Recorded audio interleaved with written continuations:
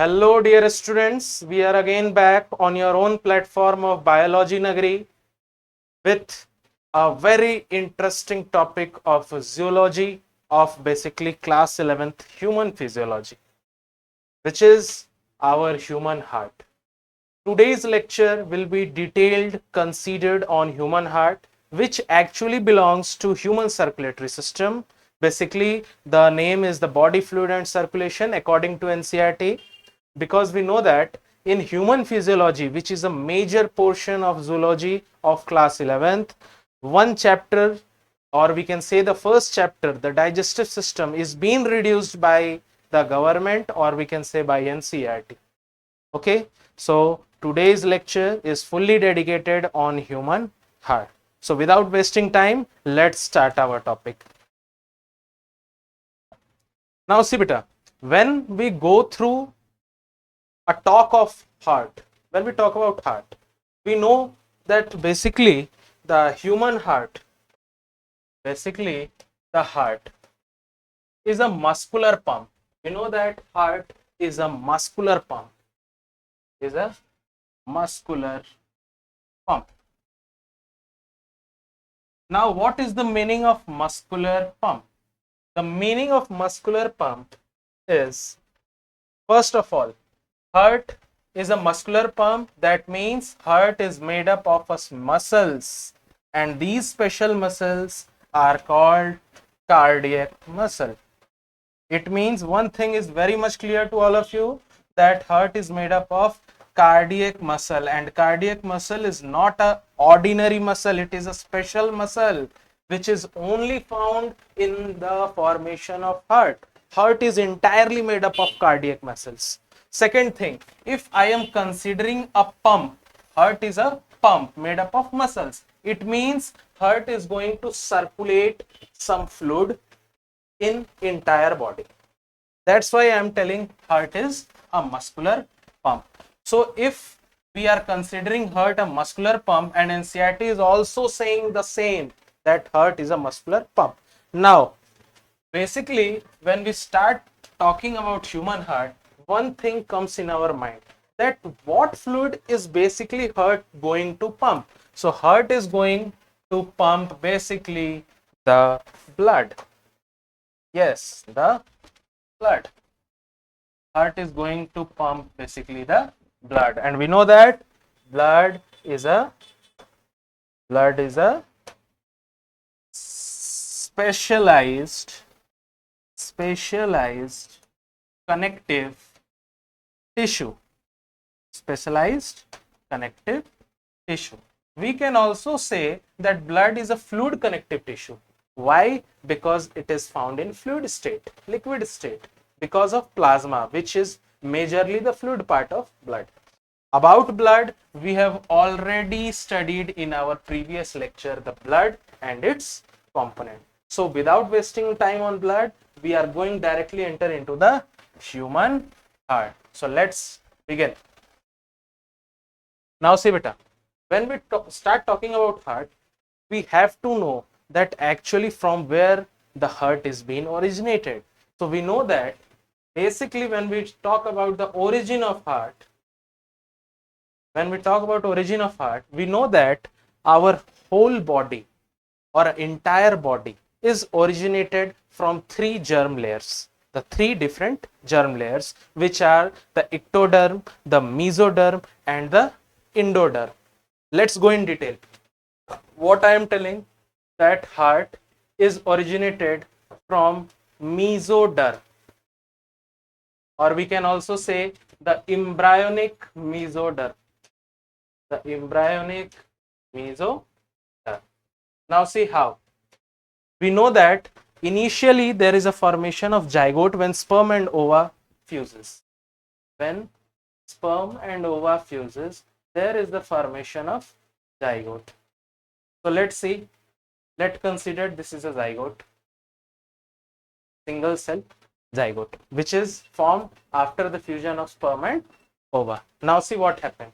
After this zygote gets develops further days, it converts into embryo. They converts into embryo. it means there will be the increase in numbers of cells also. So here will be the number of cells increased from zygote to embryonic stage. Now what happened? These cells of embryo, basically the germ cells arrange their cell into three different layers. First one is the ectoderm. Middle one is the mesoderm. Yes, this is the actually that layer which is going to formation of heart. And third and the last germ layer, which is the endoderm.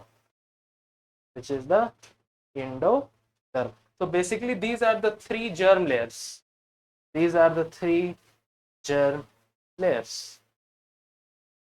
And we know that these formation of these three germ layers is called gastrulation. We have previously covered this gastrulation.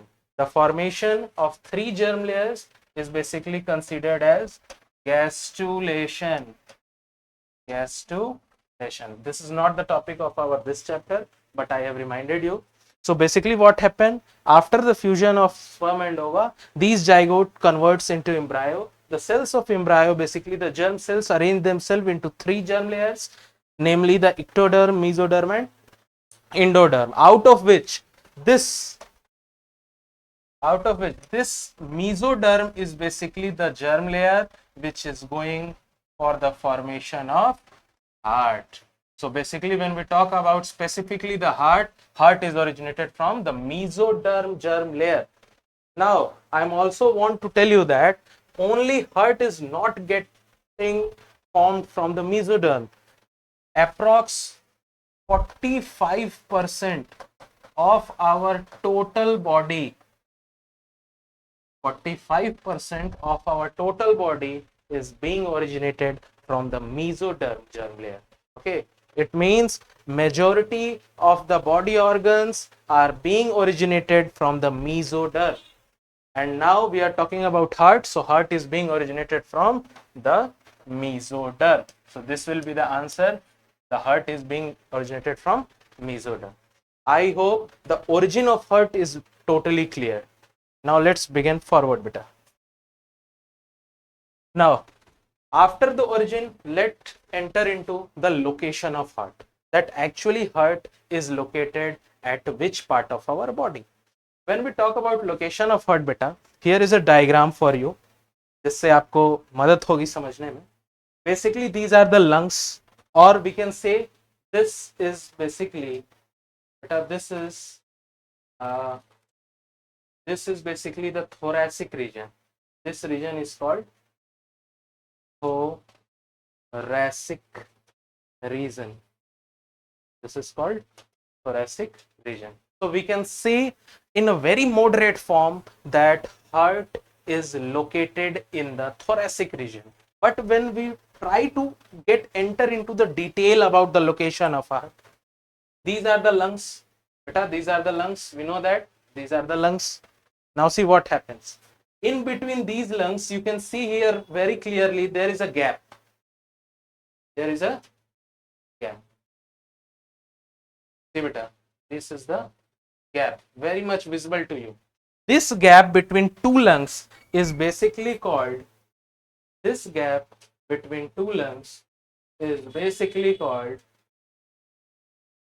mediastinum. So what is mediastinum? It is actually the gap between two lungs. And this is actually the location where heart is. So heart is located in this mediastinum region, or the vacant space between two lungs. So this is the mediastinum, which is actually the gap between two lungs. Now इतने पर भी नहीं माने, और detail में चलते हैं. देखो, इस रीजन को मैंने मीडियास्टाइनम कहा, इस रीजन को मैंने क्या बोला, मीडियास्टाइनम बोला. अब देखो, हाँ देखना, डायग्राम पे देखना बेटा. लेफ्ट लंग्स, मान लो ये क्या है, लेफ्ट वाला लंग्स है, ये क्या है, राइट वाला लंग्स है। ठीक है, अब देखो दिख रहा है। हाँ, बेसिकली मैं कलर चेंज कर लेता हूँ स्टाइलस का, आपको अच्छे से दिखे। This is actually the right वाला lungs and this is actually the left वाला लंग्स। ठीक है, अब देखो देखने में तुमको क्लियर होगा बेटा कि जो left lungs is slightly smaller लग रहा है देखने में। हाँ, ये स्मॉलर इसलिए है क्योंकि बेसिकली ऐसा मिथ है कि हार्ट लेफ्ट साइड में होता है, लेकिन आज मैं आप लोग को क्लियर करना चाहता हूं, हार्ट कोई लेफ्ट साइड में नहीं होता, वो एकदम सेंटर में होता है, बस लेफ्ट साइड की तरफ थोड़ा सा टिल्टेड होता है। टिल्टेड मतलब समझ रहे हैं, मान लो ये बीच में रखा कोई चीज और हल्का सा झुका दिया लेफ्ट की तरफ, तो वैसे ही वो झुका हुआ होता है लेफ्ट की तरफ, और चूंकि लेफ्ट लंग्स की तरफ झुका हुआ है इसीलिए लेफ्ट लंग्स थोड़ा सा ऑक्यूपाई स्पेस में कम हो गया। अब देखो मैं यहाँ पर बना के आपको दिखाता हूं कि कुछ किस तरीके से यहाँ पर होता है। इसको हटाते हैं। ठीक है, अब देखो यहाँ पर जो हर्ट होगा बेटा, होगा तो एकदम सेंटर में दोनों लंग्स के। ठीक है, होगा तो एकदम सेंटर में दोनों लंग्स के, लेकिन अब देखना है यहाँ पर कलाकारी, ज्यादा पोर्शन झुका हुआ होगा किधर, लेफ्ट साइड में हार्ट का। मान लो इसको मैं 4 चेंबर में भी बांट देता हूं, हार्ट इज 4 चेंबर, तो इसका जो मेजोरिटी ऑफ द पोर्शन होगा या कह लो एपेक्स पार्ट ऑफ हार्ट, वो लेफ्ट लंग्स की तरफ टिल्टेड होगा। तो अगर अब मैं लोकेशन के बारे में डिस्क्राइब करना चाहूं तो क्या मैं ऐसे कर सकता हूं कि heart is located at the center of center of both lungs, which is actually the mediastinum, but slightly tilted, slightly tilted इधर टुवर्ड, इधर जा झुका हुआ है toward left lungs, left lungs की तरफ झुका हुआ है। तो एक्चुअली में हार्ट एकदम बीचों बीच स्टेरनम के पीछे, लेकिन उसका एपेक्स पार्ट झुका हुआ कहां पे है, लेफ्ट लंग्स, इसीलिए हम लोग कहते हैं बेसिकली। अब सुनो, ये जो पोर्शन, एक चीज और देखना बेटा यहाँ पे, ये जो पोर्शन है, ये जो पोर्शन है ना बेटा, देखो ये वाला पोर्शन जो कि लेफ्ट लंग्स ने कॉम्प्रोमाइज किया, जिसके अंदर majority of the part heart का झुका हुआ है, टिल्टेड है, this portion is called cardiac notch. तो क्या बोलते हैं, कार्डियक नॉच। तो बहुत जगह आप लोकेशन में कार्डियक नॉच भी देखेंगे हार्ट का। तो बेसिकली हम लोगों ने लोकेशन देख लिया, क्या थोरेसिक रीजन में है, छाती वाले रीजन में, दोनों लंग्स के बीच मीडियास्टाइनम है, यहां पर है मीडियास्टाइनम, तो मीडियास्टाइनम में है। ठीक है, मीडियास्टाइनम में भी slightly tilted toward left lungs. इतना क्लियर है? आई होप लोकेशन अब हमको कोई दिक्कत नहीं आएगी, कहाँ है हम समझ चुके हैं। अब बेटा आगे बढ़ते हैं। ठीक है, बढ़ते जाते हैं।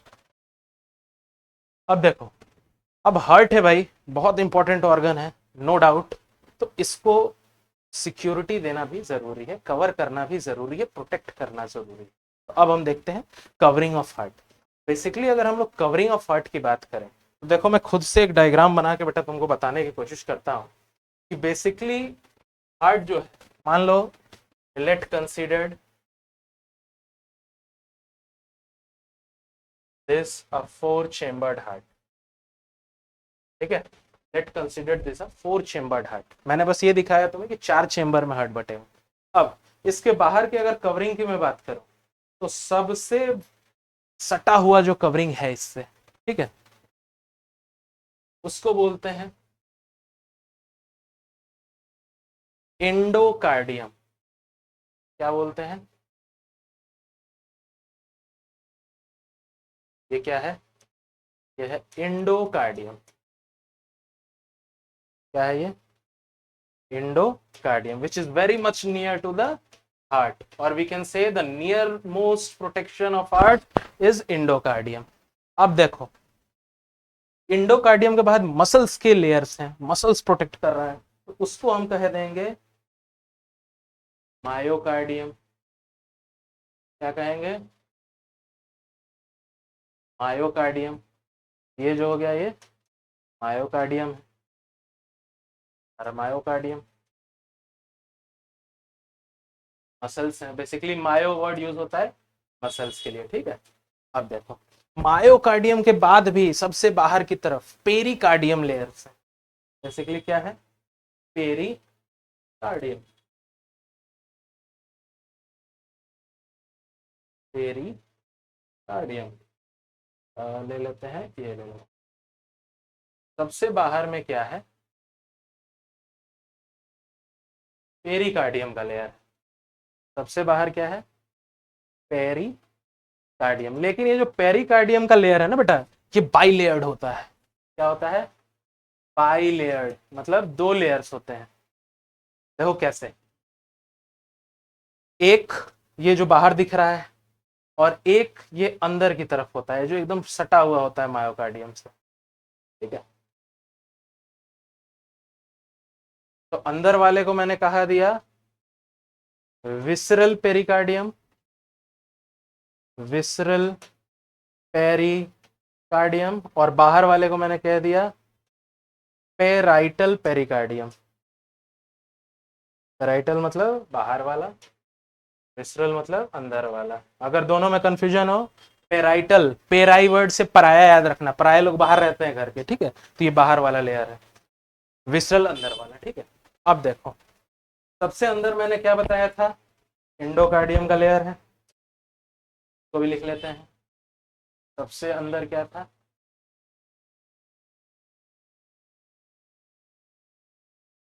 एंडोकार्डियम। उसके बाद मसल्स का लेयर था, ये ग्रीन वाला, चलो इसको ग्रीन से कर देते हैं। ये क्या था? मायोकार्डियम, बीच वाला। Myo means muscle. याद रखना ये जो मायो वर्ड यूज होता है ना, ये हमेशा, ये जो मायो वर्ड है, this is always use for term muscle, ठीक है। तो बेसिकली कवर करने के लिए बहुत लोग हैं, नो डाउट।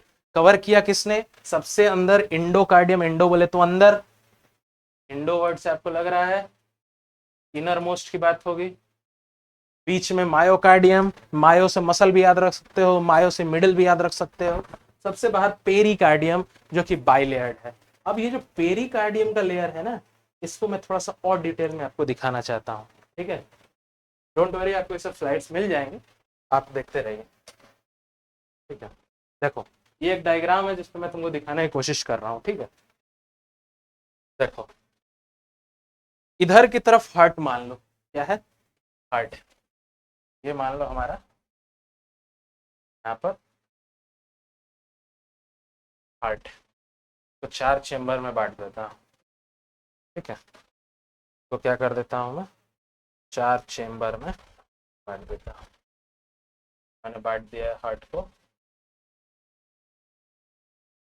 चार चेम्बर्स में, और ये हमारा हार्ट है, ये हमारा हार्ट है। अब देखो हार्ट के सबसे सटा हुआ जो कवरिंग है, ये वाला, इसकी बात कर रहा हूं मैं। ये दिख रहा है? ये वाली कवरिंग की बात कर रहा हूँ। ये सबसे हार्ट से चिपकी हुई है। This is actually the endocardium. देखो दिया है ना, इंडोकार्डियम, ये इंडोकार्डियम। अब देखो उसके बाद जो बीच वाला है मसल्स का, ये मसल का बना हुआ है, इसी को हम क्या बोलते हैं? It is actually the myocardium. यही है मायोकार्डियम, बीच वाला है और मसल्स का लेयर है, ठीक है। अब इसके बाहर आओ, इसके बाहर आए तो पेरिकार्डियम के दो लेयर मैंने बताया था ना, एक लेयर ये है पेरिकार्डियम का और दूसरा लेयर ये है पेरिकार्डियम का। अब देखो इन दोनों लेयर के बीच में कुछ जगह दिख रहा है तुमको? ये जगह, this is the gap between two layers of pericardium, or we can say it is the gap between the visceral pericardium and parietal pericardium। और इस जगह को क्या बोलते हैं? This is called pericardial space. Pericardial space बोलते हैं। और इसी स्पेस में मैं इसको मिटा रहा हूं, ठीक है। और इसी स्पेस में बेटा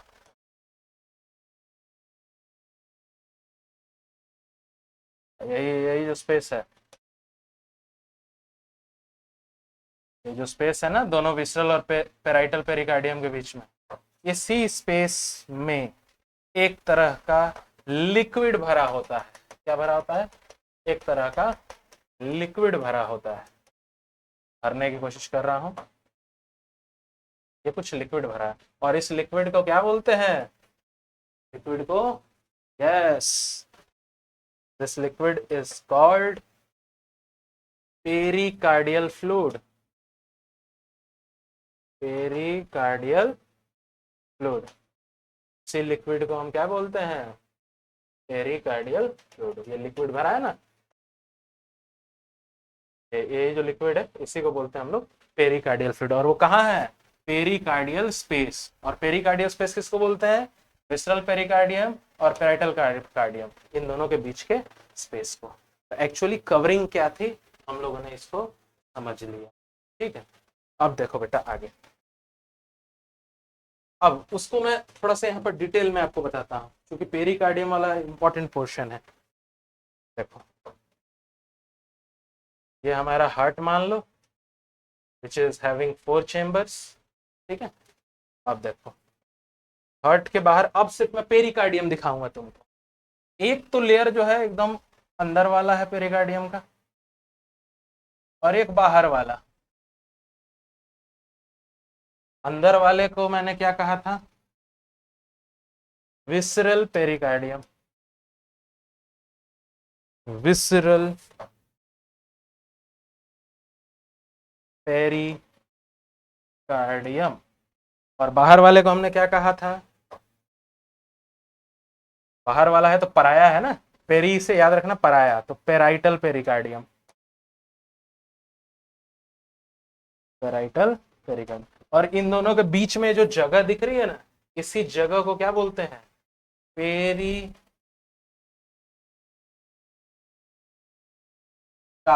स्पेस। Pericardial space. और इसी स्पेस में मैंने क्या बताया था? एक तरह का फ्लूइड, एक तरह का लिक्विड भरा रहता है। और इसी लिक्विड को हम क्या बोलते हैं? इस लिक्विड को हम बोलते हैं, this fluid is called pericardial fluid. इसी को हम लोग बोलते हैं पेरिकार्डियल फ्लूइड। आई होप ये समझ में आ गया, प्रोटेक्शन ऑफ हार्ट, है ना? ये आपको बहुत इंपॉर्टेंट है, समझ लीजिए, है ना? अब देखिए आगे। अब अगर ये भी पूछ दें कि ये जो फ्लूइड भरा हुआ है ये कर क्या रहा है, तो this fluid which is pericardial fluid, it is actually protecting the heart by सर्ट्स एंड जॉक्स। ठीक है, झटका नहीं लगने देगा। अब आगे देखो बेटा, अब आते हैं हम लोग मेन हार्ट के मैकेनिज्म। ये हार्ट दिख रहा है आपको? ये हार्ट का बेसिकली एक कॉम्प्लेक्स डायग्राम है। मेरे को खुद ना समझ में आया आज तक, आपको क्या आएगा? तो इसके लिए मैं आपको एक इजी डायग्राम बना के देता हूँ, ठीक है? लेकिन इसकी भी जरूरत पड़ेगी, अभी नहीं, पहले मैं इजी डायग्राम ले चलता हूँ। ये आपके हर एक बुक में डायग्राम दिखेगा आपको, ठीक है? जो बच्चों को कंफ्यूज करता है, मैं बहुत एक इजी मैनर में बताता हूँ। देखो, बेसिकली हार्ट को ऐसे समझो कि it is a large space having 4 chambers. 4 room होते हैं इसके अंदर, याद रखना।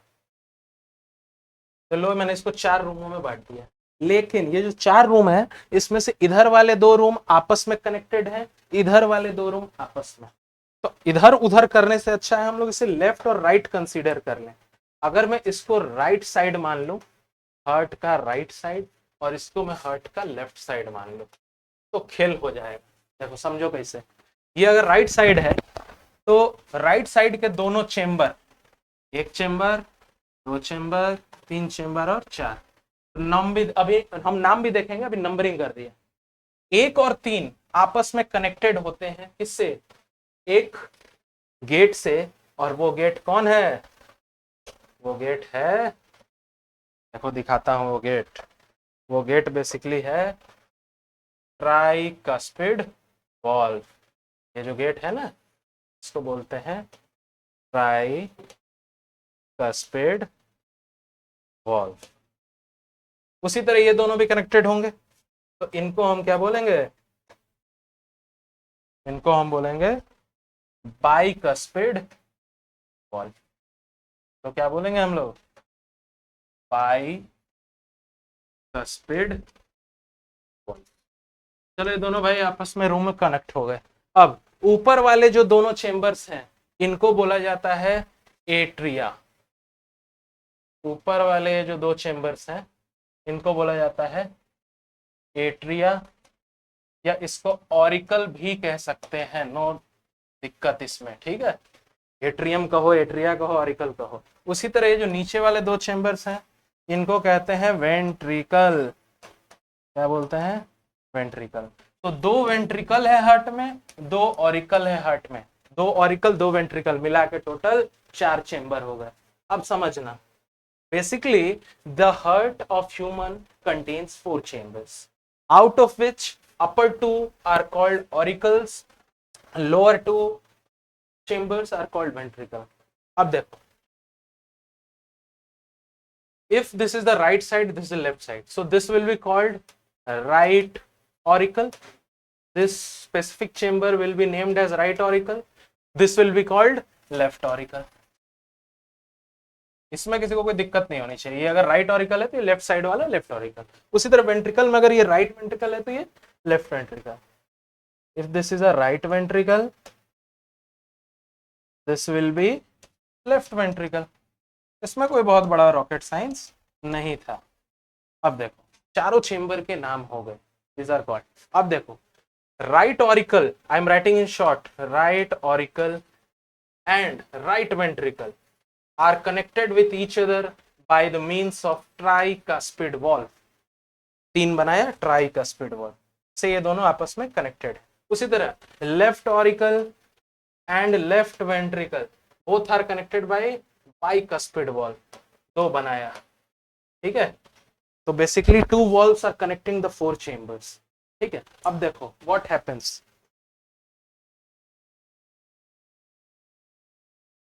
अब देखना, अब देखो, रीड्रॉ करते हैं। ये हार्ट है, देख लिया, 4 चेंबर है, यहाँ ट्राइकस्पिड वॉल्व ने जोड़ा हुआ है, यहाँ bicuspid. Now see what happens actually. 3 ducts are carrying the deoxygenated blood toward the heart and actually the right auricle chamber of heart. It means the deoxygenated blood through by 3 vessels are going to be collected into the right auricle. This is the right auricle. This chamber is called right auricle. It means there are 3 vessels, one from downward direction, one from upward direction and one from side by side direction. 3 vessels are actually collecting the deoxygen. Upper one is called superior vena cava. Upper one is called the superior vena cava. The lower one vessel which is collecting the deoxygenated blood is called inferior vena cava. Inferior vena cava. And the side by side duct which is carrying the deoxygenated blood toward the right auricle is called the coronary sinus. Coronary sinus. So actually there are total 3 vessels, the superior vena cava, the coronary sinus and the inferior vena cava, which is carrying the deoxygenated blood. All these 3 are carrying deoxygenated blood, deoxygenated blood toward heart. Deoxygenated blood का मतलब समझ रहे हो बेटा? Yes, that blood which is carrying very less amount of oxygen. Okay. अब देखो, तीनों ने गंदा ब्लड ला करके यहाँ पर कलेक्ट कर दिया डिऑक्सीनेटेड। अब ये डिऑक्सीनेटेड ब्लड ट्राइकस्पिड वॉल्व से होते हुए आ जाएगी किसमें? ये राइट ऑरिकल था तो ये क्या हो जाएगा? Right ventricle. ये चेंबर है राइट वेंट्रिकल, तो राइट ऑरिकल से आ गया राइट वेंट्रिकल में। यहां से क्या होता है? पल्मोनरी आर्टरी निकलती है, और पल्मोनरी आर्टरी आती है कहां पे? लंग्स के पास। Why? Because lungs is carrying oxygen, lungs is carrying oxygen. और चूंकि गंदा ब्लड है, डिऑक्सीनेटेड ब्लड है, यहां था तो यहां भी डिऑक्सीनेटेड ब्लड ही आया, तो ये अब यहां आएगा। तो deoxygenated blood is traveling through by pulmonary artery, और जैसे ही लंग्स के पास से गुजरेगा लंग्स बेचारा इसको ऑक्सीजन सप्लाई दे देगा। जैसे यहाँ पर आया तो यहाँ ऑक्सीजन आया तो ये डीऑक्सीजनेटेड से हो गया ऑक्सीजनेटेड साफ ब्लड। अब यहाँ ये क्या था, इसको मैंने कहा pulmonary artery, pulmonary artery. Pulmonary artery is basically carrying the deoxygenated blood from the right ventricle chamber to the lungs for purification. अब ऑक्सीजन मिल गया, साफ हो गया, तो इधर से अब कैसा ब्लड जा रहा है, ऑक्सीजनेटेड ब्लड। तो oxygenated blood is travelling, travelling कैसा है, ऑक्सीजनेटेड ब्लड, ट्रेवलिंग ट्रेवलिंग, तब साफ हो गया। तो जब साफ हो गया तो अब क्या करेंगे, जब साफ हो ही गया तो अब वापस लाओ हार्ट के पास भाई, ताकि हार्ट वापस से पंप करे। ऑक्सीजनेटेड ब्लड आ रहा है ना, travelling travelling travelling and get entered into the, ये अगर राइट ऑरिकल है तो ये लेफ्ट ऑरिकल कहलाएगा, सिंपल।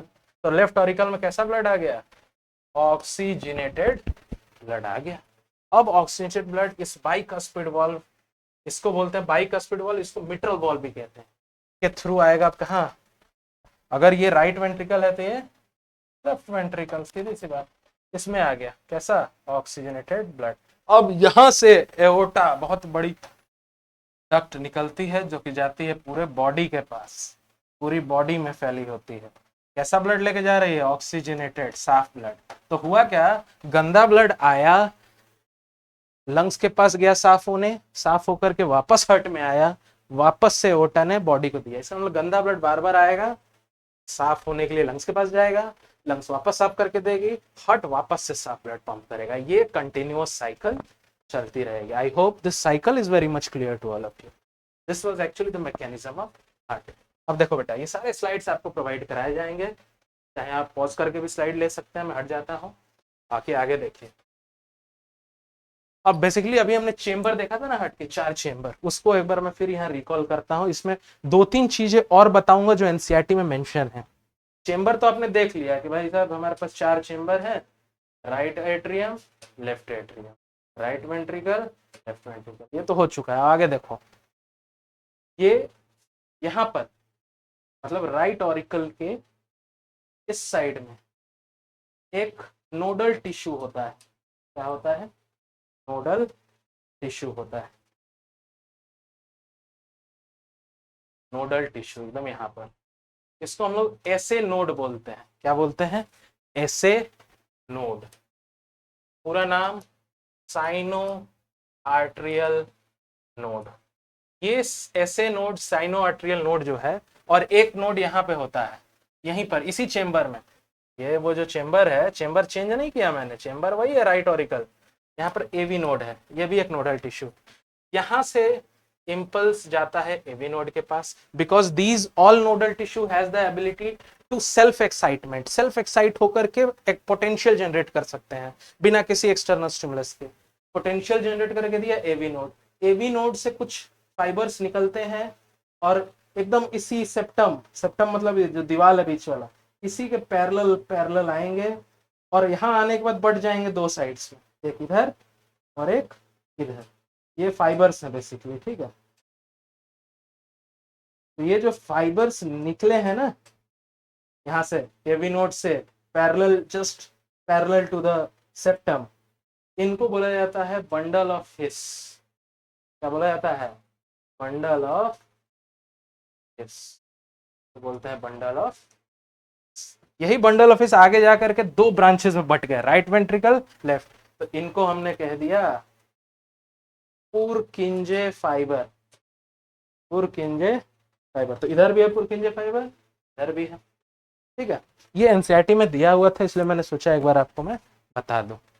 बाकी तो आपको बता ही दिया कि इधर से superior vena cava, inferior vena cava, coronary sinus, गंदे ब्लड को ले आकर यहाँ इकट्ठा करेंगे। यहाँ से गंदा ब्लड आएगा किसमें, इसमें, यहाँ से जाएगा कहाँ पे, लंग्स, लंग्स वापस से इसमें डालेगा साफ ब्लड, ऑक्सीजन फिर इसमें आएगा, यहाँ से बॉडी में वापस दे दिया जाएगा। ये मैकेनिज्म आई होप आपको बहुत अच्छे से समझ में आ चुका है। अब देखो यहाँ पर मैं एक चीज और बता देना चाहता हूँ बेटा आपको,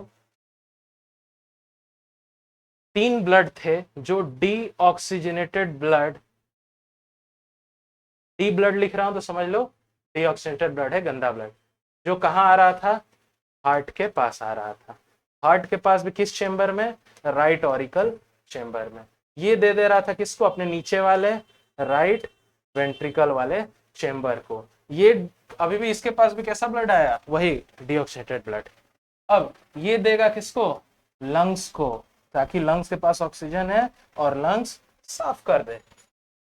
अब देखो यहां पर आया, पल्मोनरी आर्टरी लंग्स से ले जाएगी किसके पास, साइड वाले में। तो ये राइट ऑरिकल था तो वो लेफ्ट ऑरिकल, लेफ्ट ऑरिकल के पास कैसा आ गया, ऑक्सीजनेटेड ब्लड। तो यहां तक सारा डीऑक्सीजनेटेड ब्लड का खेल था, यहां तक पूरा। लेकिन लंग्स एक बार जैसे ऑक्सीजन प्रोवाइड किया, यहां से ऑक्सीजनेटेड ब्लड, ये लेफ्ट ऑरिकल, लेफ्ट ऑरिकल से लेफ्ट ऑरिकल के नीचे वाले क्या हो जाएगा, लेफ्ट वेंट्रिकल, लेफ्ट वेंट्रिकल, और लेफ्ट वेंट्रिकल वापस से बॉडी में।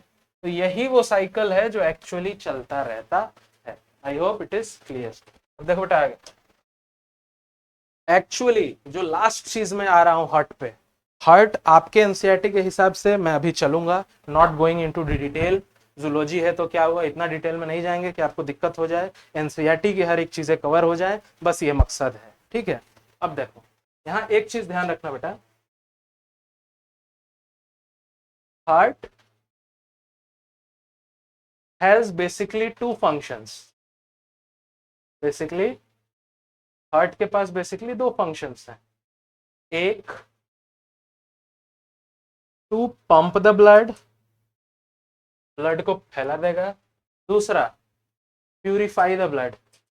हालांकि खुद ना करेगा ये, ब्लड को प्यूरिफाई ये खुद नहीं करेगा, ऑक्सीजन लंग्स की मदद से ही करेगा। लेकिन देखो कैसे, ये 2 फंक्शंस थे हमारे हार्ट के, 2 function, to pump the blood and purify the blood. भले प्यूरिफाई करेंगे by the help of lungs, lungs की मदद से ही करेंगे, लेकिन करेगा इसी को श्रेय दिया जाता है प्यूरिफिकेशन का, साफ करता है, ठीक है।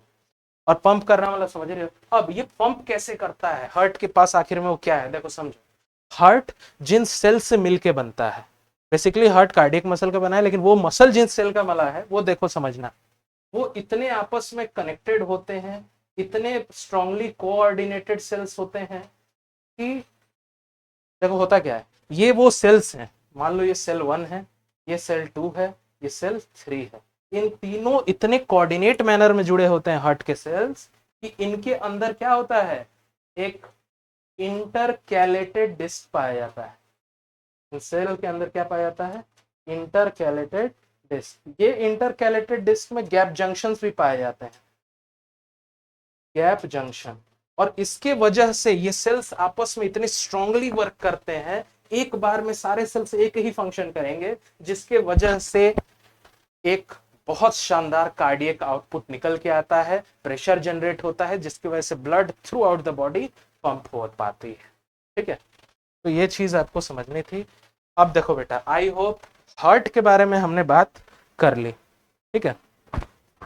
बेसिकली हार्ट को तो हमने कवर कर लिया, नो डाउट। अब ब्लड भी पिछले लेक्चर में कर लिया है, तो अब हमारा नेक्स्ट होगा कि ह्यूमन बीइंग में कहा जाता है कि डबल सर्कुलेशन होता है।